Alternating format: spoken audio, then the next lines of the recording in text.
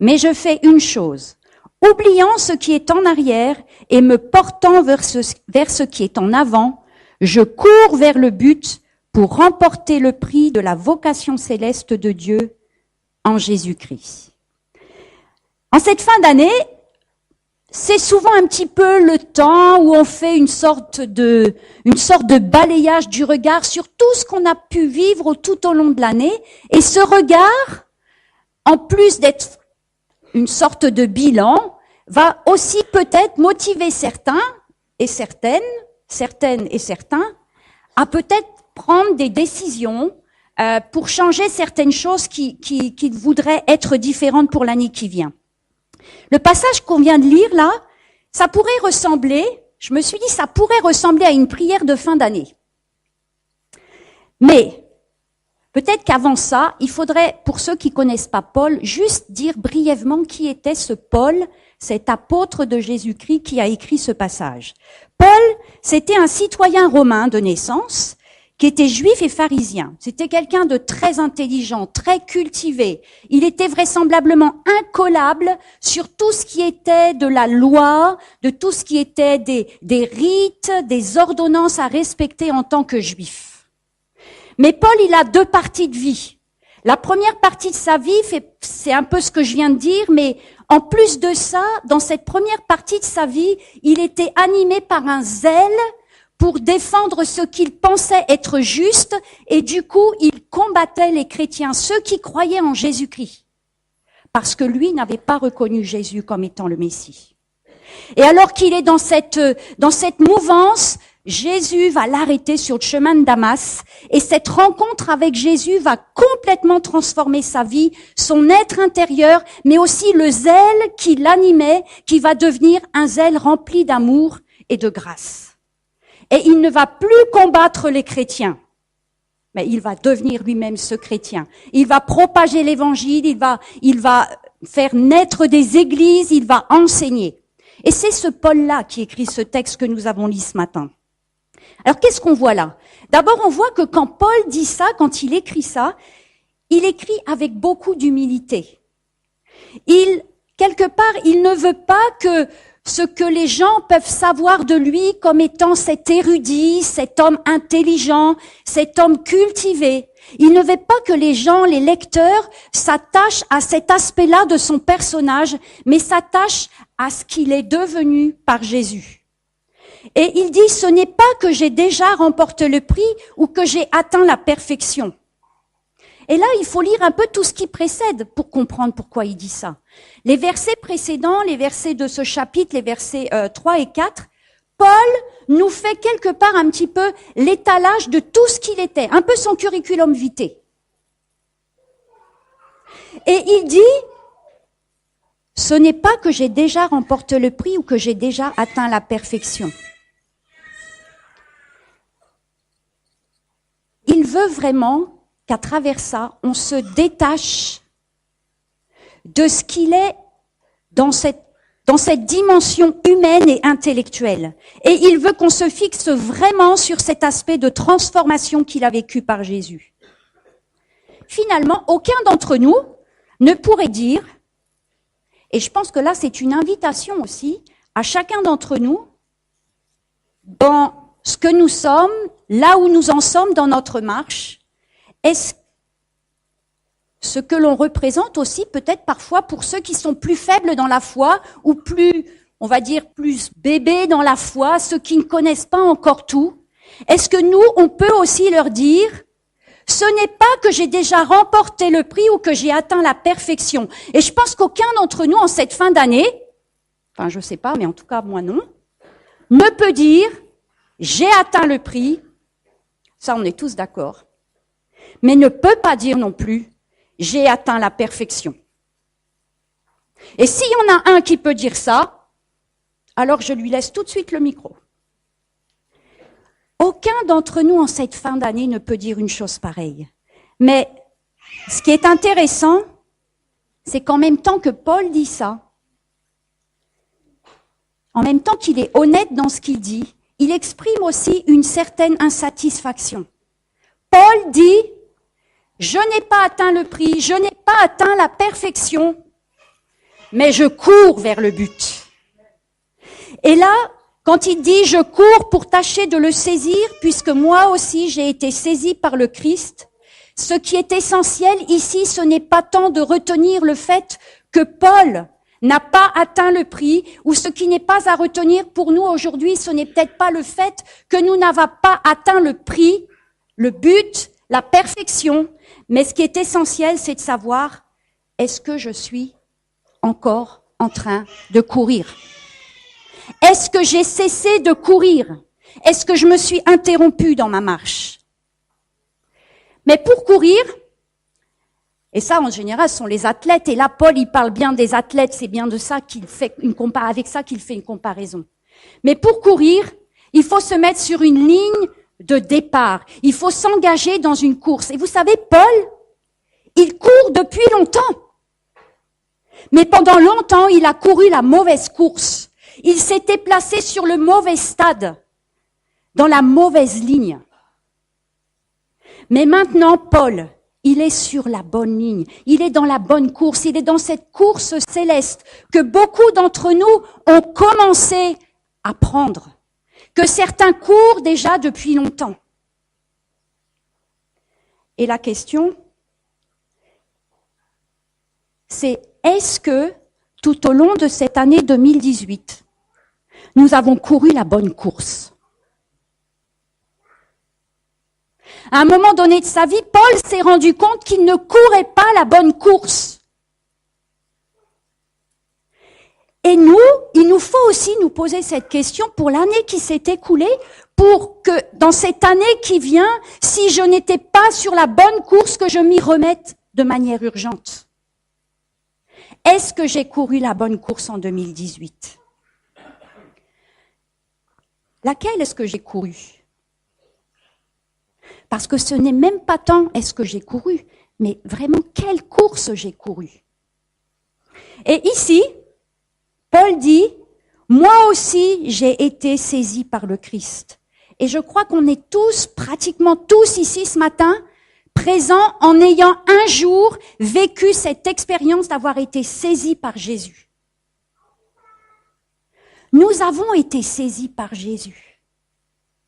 Et parfois, tout en ayant été saisis par Jésus, il arrive, par un moment d'inattention, d'être juste sorti de la ligne dans laquelle nous étions dans notre course. Il y a un tableau que j'ai acheté il n'y a pas très longtemps pour offrir, qui dit « Don't let the little things steal your happiness ». En français, ça pourrait se traduire par « Ne laisse pas les petites choses futiles de la vie te voler la joie, ta joie, votre joie ». Et finalement, vous savez, il y a une différence entre marcher et courir.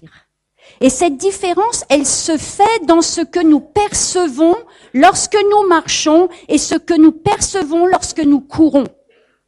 Lorsqu'on court, souvent c'est parce qu'on a un objectif clair là-bas au bout. Et lorsqu'on court, notre regard est beaucoup moins retenu, dévié par les petits détails qui sont sur le chemin.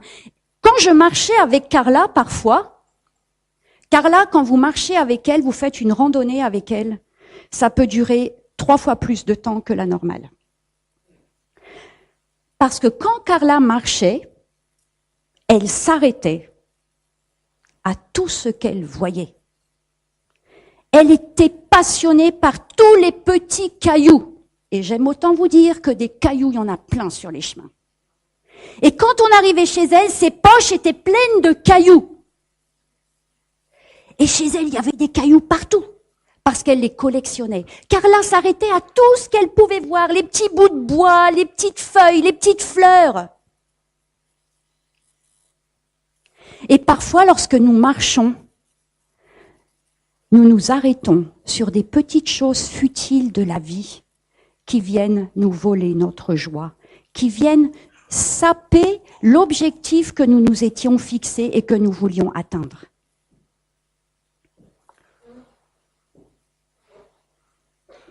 Alors peut-être que parmi nous, il y en a aussi qui ne se sont pas encore laissés saisir par Jésus.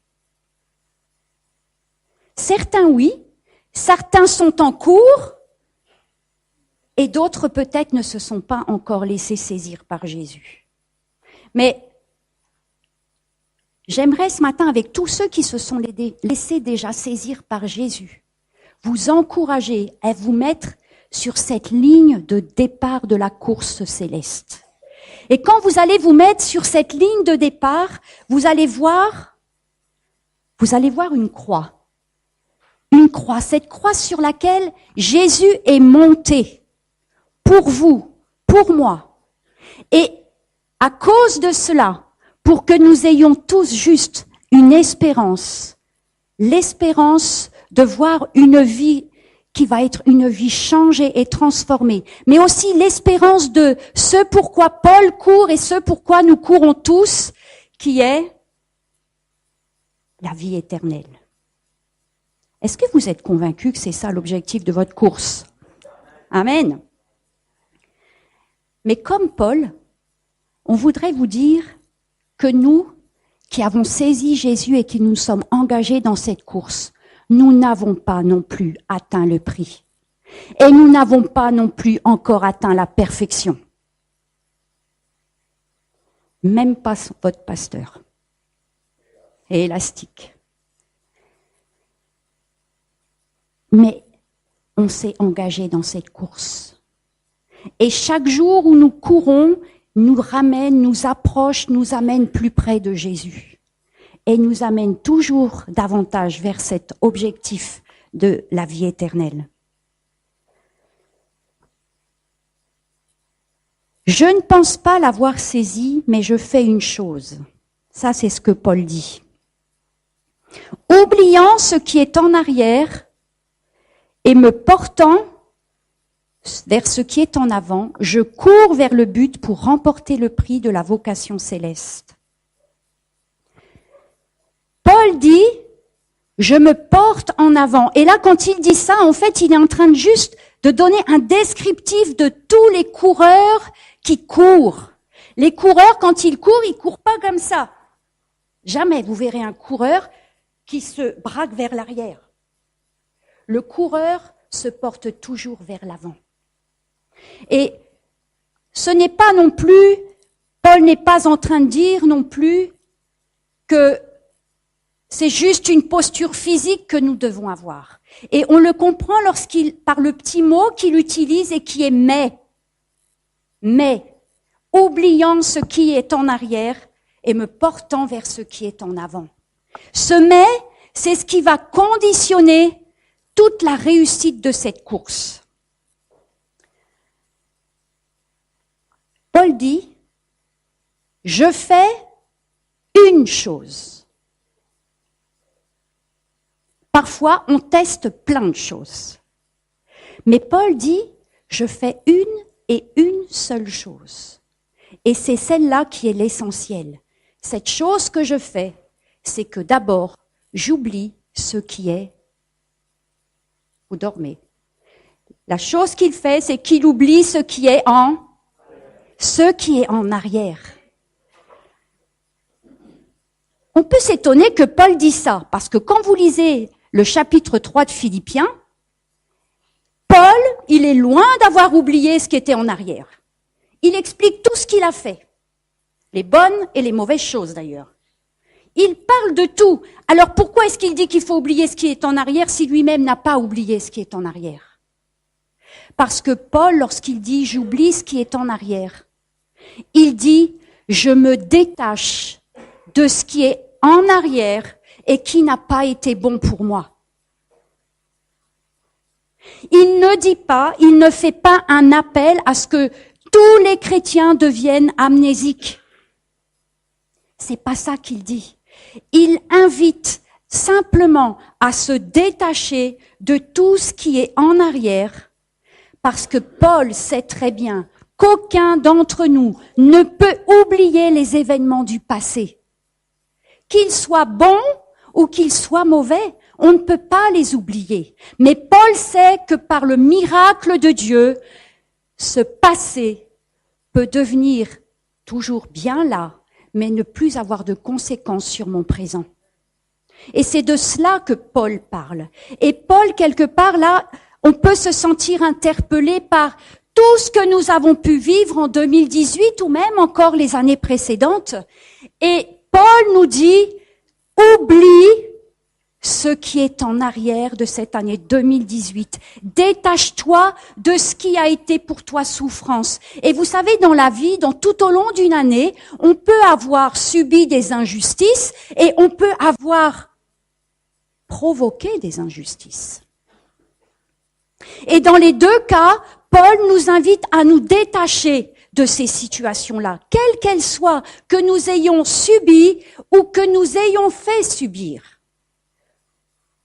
Parce que aucun d'entre nous ne peut prétendre avoir atteint la perfection. Et il est fort probable aussi tout au long de cette année, nous ayons peut-être meurtri quelqu'un, blessé quelqu'un. C'est tout à fait possible. Alors comment oublier? Parce que Paul, il est bien gentil, mais comment on fait? Alors quand on veut oublier des choses, des fois, qu'est-ce qu'on fait? On s'enfuit. En s'imaginant qu'en fuyant, on va tout oublier. Et dans la Bible, il y a l'histoire de quelqu'un qui un jour a fui. Cette histoire, elle se trouve dans le livre de la Genèse, au chapitre 32. C'est l'histoire de Jacob. Jacob, c'est le roi des filous. Et Jacob, un jour, il a trahi son frère, il lui a volé son droit d'aînesse, déjà ça, c'était pas beau, mais en plus, il lui a aussi volé sa bénédiction. Et Jacob, il avait un frère qui, du coup, bien évidemment, aucun d'entre nous n'aurait apprécié cette entourloupe. Et donc, le frère a dit, si je trouve ce Jacob, juste, je vais le tuer. Mais Jacob, il avait la chance d'avoir une maman vraiment gentille. Enfin bon, qui l'a un petit peu aidé dans tout ça, mais ça, c'est une autre histoire. Les mamans, elles sont toujours bien, ça on le sait. Quoi qu'elles aient fait, elles sont forcément bien. Mais Jacob, sa maman lui dit, écoute mon fils, je sens que ton frère, quand il va te croiser, il ne va pas te serrer dans ses bras. Il va juste te faire la peau. Donc je te conseille de vite partir, le plus vite que tu peux, et d'aller très loin, le temps qu'il se calme.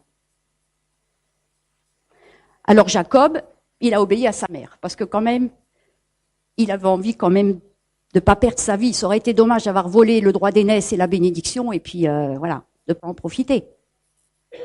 Jacob, il s'enfuit loin, loin, loin, loin, très loin. Pendant longtemps, il va fuir son frère. Jusqu'au jour où là, on pourrait se dire, toutes ces années ont dû suffire pour que Jacob se soit détaché de son passé. Mais finalement, quand Dieu va dire à Jacob de retourner l'endroit qu'il a fui, on voit dans ce texte que Jacob n'est pas du tout détaché de son passé. Et là, on va lire ensemble. Jacob revient et il apprend que son frère Ésaü vient à sa rencontre. Et là, on pourrait dire, bon, ça va, un homme contre un homme, ça va le faire. Mais il vient pas tout seul, il vient avec 400 hommes. Et là, je peux vous dire, Jacob, il a juste flippé. Il s'est dit, mais il vient avec 400 hommes, mais il va me détruire. Genèse 32, versets 2 à 24. Jacob envoie des messagers. Et il entend que son frère vient vers lui avec 400 hommes. Et le texte nous dit, Jacob fut très effrayé et saisi d'angoisse. Je pense que jusque-là, j'aurais fait pareil. Il partage en deux camps ceux qui étaient avec lui, les brebis, les bœufs et les chameaux, et il se disait, si Ésaü attaque l'un des camps et le bat, le camp qui restera pourra se sauver. En gros, il se dit, vaut mieux en perdre 50% que 100%. Là encore, on voit ce Jacob, ce filou de Jacob. Et puis, ensuite, Jacob dit, Dieu de mon grand-père Abraham, Dieu de mon père Isaac, Éternel, toi qui m'as dit, retourne dans ton pays, dans ton lieu de naissance et je te ferai du bien. Je suis trop petit pour toutes les grâces et pour toute la fidélité dont tu as fait preuve envers moi, ton serviteur. En effet, j'ai passé ce Jourdain avec mon bâton et maintenant je peux former de camp. Délivre-moi de mon frère Ésaü, car j'ai peur qu'il ne vienne et ne me frappe sans épargner ni la mère ni les enfants. C'est toi-même, Seigneur, qui m'as dit, je te ferai du bien et je rendrai ta descendance pareille au sable de la mer, si abondant qu'on ne peut le compter. Jacob a peur, pourtant il a fui loin de ce qu'il avait fait jadis. Mais Jacob était rongé par la culpabilité. Et quand Jacob va à la rencontre de son frère Ésaü, il s'imagine que le frère qui vient à sa rencontre avec ses 400 hommes est le même frère qu'il a quitté il y a de nombreuses années. Mais Jacob se trompe parce qu'Ésaü, lui, il a changé. Et il n'est plus envahi par cette colère, par cet esprit de vengeance. Et lorsque Jacob va retrouver son frère va l'accueillir favorablement. Ésaü pardonne à Jacob. Et Jacob va être définitivement détaché de ce passé et de cette culpabilité. J'aimerais vous dire ce matin, peut-être certains d'entre nous vivent avec une culpabilité de l'année 2018, mais peut-être d'années encore plus en arrière. Laissez Jésus vous emmener là où vous avez fui. En sachant que le Seigneur est celui qui est capable de régler tous les plus grands différends qui puissent exister sur cette terre. On a fêté Noël récemment. Jésus est celui qui a amené la paix. Jésus est celui qui a amené la paix. Et cette paix, elle vient remplacer la culpabilité. Et dans Galates, Paul dit aussi que Jésus nous a libérés, nous a affranchis pour la vraie liberté.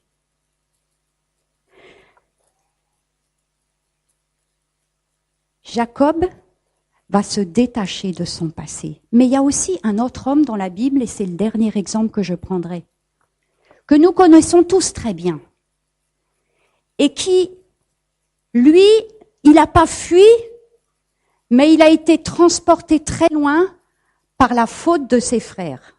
Vous devinez qui c'est, je suppose. C'est Joseph, tout à fait. C'est un deuxième exemple qui nous montre à quel point il est important d'oublier ce qui est en arrière. Et j'ai oublié, je vais vous citer un autre passage aussi qui se trouve dans Luc 9, verset 62, qui dit la chose suivante, je crois qu'il est en diapo. Quiconque met la main à la charrue et regarde en arrière n'est pas propre pour le royaume de Dieu. Vous allez dire, c'est quoi le rapport? Eh bien, le rapport, il est tout simple. Il est très pratique, il est très imagé. C'est que quand un laboureur était avec sa charrue, s'il regardait en arrière, il faisait tout simplement dévier le sillon.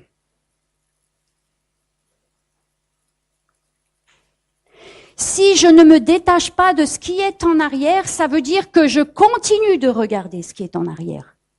Et parce que je regarde ce qui est en arrière, alors je sors du sillon. Et je ne peux pas atteindre ce que Dieu veut me faire atteindre.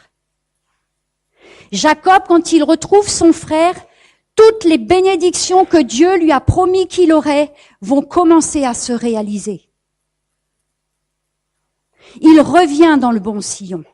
Et Dieu nous appelle aussi, avec tout ce que nous avons pu vivre par le passé, à revenir aussi vers le sillon, dans le bon sillon. Mais encore faut-il se détacher du passé. Et là, Joseph, Oh, ce pauvre Joseph, on va dire. Lui, franchement, c'est malheur après malheur. Ses frères le jalousent. Je crois que c'est les jeunes qui nous avaient fait un film là-dessus.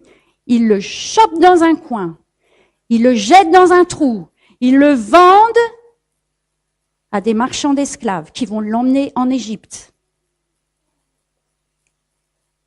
Arrivé en Égypte, il arrive dans une maison, la maison de Potiphar, où là, il trouve grâce auprès de Potiphar. Mais Potiphar a une femme pas très sympathique, et à cause de ce qu'elle va mentir, il va se retrouver en prison. En prison, il aide des prisonniers, il leur explique leurs rêves. Il y en a un qui va sortir de prison, qui va se retrouver auprès du pharaon, et qui juste va oublier Joseph. Et Joseph va encore passer des années dans cette prison, jusqu'au jour où il va en sortir. Et il va se retrouver premier ministre de Pharaon, parce qu'il aura su interpréter, avec la grâce de Dieu, les rêves que le Pharaon avait faits et qu'aucun ne pouvait expliquer. On pourrait dire que cette situation, on va dire juste inespérée dans laquelle Joseph se trouvait, devait suffire à lui faire oublier son passé malheureux. Mais lorsque ses frères, parce que la famine a sévi, lorsque ses frères viennent pour acheter du blé en Égypte et que Joseph les reconnaît, tout ce qu'il a pu vivre dans le passé par ses frères va remonter comme un tsunami. Rien que de voir ses frères, toute la souffrance passée va remonter. Joseph n'était pas détaché de son passé. Mais ce qui est très intéressant dans cette histoire de Joseph, c'est que Joseph va s'en détacher d'une manière vraiment extraordinaire. C'est que il va voir dans ce passé aussi la main de Dieu. Et on va lire juste ce passage dans Genèse 45.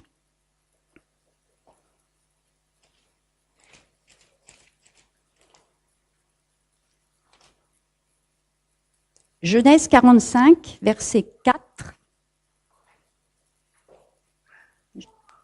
Si tu le trouves dans les références. Genèse 45, verset 4.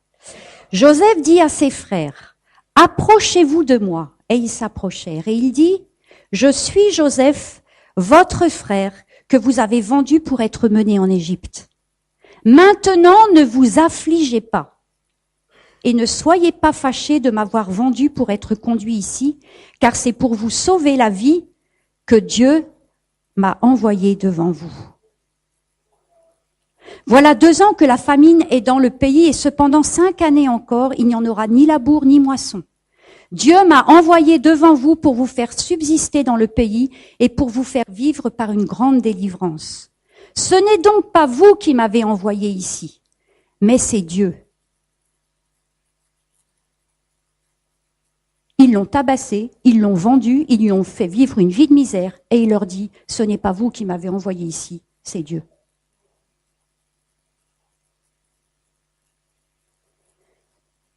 Moi, je sais pas, mais c'est pas du tout l'automatisme que j'ai quand quelqu'un m'a fait du mal et que je peux me retrouver dans une situation, voilà. Mais Joseph a su voir la main de Dieu dans son passé pour mieux vivre l'avenir. Et il a su se détacher. Et vous savez comment il s'est détaché? Avec un seul mot. Ce mot, il s'appelle juste pardon. Le pardon de Joseph envers ses frères a juste anéanti la culpabilité dans laquelle ses frères pouvaient vivre aussi depuis tant d'années. Et parfois, nous vivons aussi avec de l'amertume ou de la rancœur vis-à-vis de gens qui nous ont fait souffrir. Mais toutes ces situations, parfois, on dit, dans la Bible, il est écrit que Dieu transforme le mal en bien.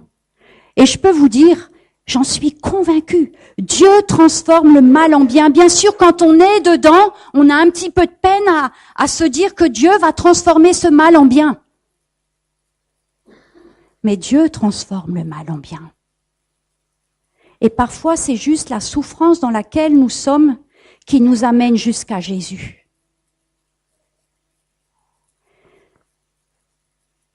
Oubliant ce qui est en arrière, Joseph s'est détaché de son passé en accordant le pardon. Il a vraisemblablement, et on le lit quand on lit toute l'histoire de Joseph, il a lutté avec ce sentiment qui remontait. Il a lutté entre vouloir se venger et vouloir pardonner. Mais il a fait le bon choix. Il a pris la bonne course. Il s'est remis dans le bon sillon.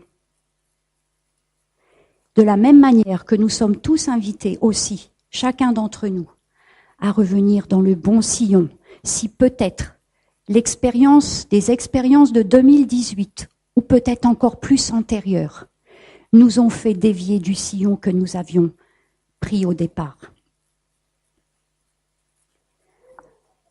En conclusion, je reviendrai sur ce que Paul a écrit. Et que nous puissions nous l'attribuer à chacun d'entre nous. Et ça, c'est la dernière diapo. Peut-être qu'on peut réussir à faire cette prière. Seigneur, en cette année 2018, ce n'est pas que j'ai remporté le prix ou que j'ai déjà atteint la perfection, mais je cours pour tâcher de le saisir, puisque moi aussi j'ai été saisi par Jésus-Christ. Seigneur, je ne pense pas l'avoir saisi, mais je fais une chose, je veux faire une chose. Oubliant ce qui est en arrière et me portant vers ce qui est en avant, en cette année 2019, je cours vers le but pour remporter le prix de la vocation céleste de Dieu en Jésus-Christ. Chacun peut retenir ce qui le concerne. J'ai pas atteint le prix, j'ai pas atteint la perfection, mais donne-moi de rester humble dans tout ce que tu me donnes pour pouvoir poursuivre ma route. Et être un flambeau dans ce monde, une personne accessible pour ceux qui sont encore en début de course. Seigneur, je veux te donner ce qui est en arrière, je veux te laisser m'en détacher pour qu'il ne m'empêche pas d'atteindre le but que tu veux me faire atteindre. Seigneur, je reconnais que j'ai besoin de ton miracle dans ma vie pour y parvenir. Est-ce qu'on peut dire amen à tout ça? Je voudrais juste inviter David à chanter juste la première strophe du dernier chant qu'il a chanté tout à l'heure et le refrain. Et on va se mettre debout si vous voulez. Et je vous invite à relire ce passage de Philippiens 3 et de le lire chez vous comme une prière en vous interrogeant sur mon année 2018 et celles qui ont précédé et cette 2019 qui arrive.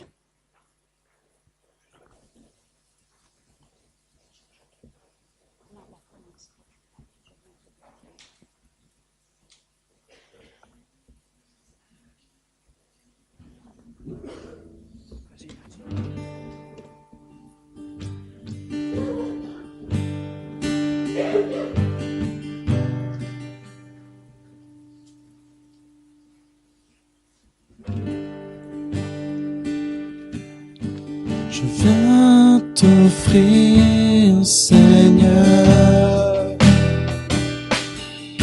ce que j'ai de meilleur.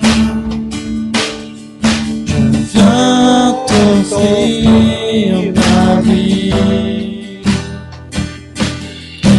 Oui, à toi, Jésus-Christ. Je viens t'offrir. Je viens t'offrir, Seigneur, ce que j'ai de meilleur. Je viens t'offrir ma vie. Oui, à toi, Jésus-Christ. Et Même si je suis fragile, et même si c'est difficile, chanterai gloire à l'Éternel. Je chanterai louange à son nom. Je chanterai Dieu, mon essentiel. Je chanterai en l'honneur de son nom. Je chanterai gloire à l'Éternel. Je chanterai louange à son nom. Je chanterai Dieu, mon essentiel. Je chanterai en l'honneur de son nom. Je chanterai gloire à l'Éternel. Je chanterai louange à son nom. Je chanterai Dieu, mon essentiel. Je chanterai en l'honneur de son nom. Merci Seigneur, parce que tu agis dans nos vies. Merci Seigneur pour ta parole. Merci Seigneur pour ton amour pour nous. Nous voulons maintenant nous abandonner à ta présence. Nous te remettre notre vie entre tes mains et te dire merci Seigneur. Parce que tu vas conduire nos pas, tu vas fortifier notre être intérieur. Merci pour la bénédiction Seigneur. Merci parce que, comme nous l'avons entendu, tu prépares les choses d'avance. Nous ne comprenons pas ce qui nous arrive aujourd'hui et demain nous voyons que c'était un grand bienfait. Merci Seigneur, parce que nous pouvons faire confiance en toi, notre Dieu. Amen. Amen.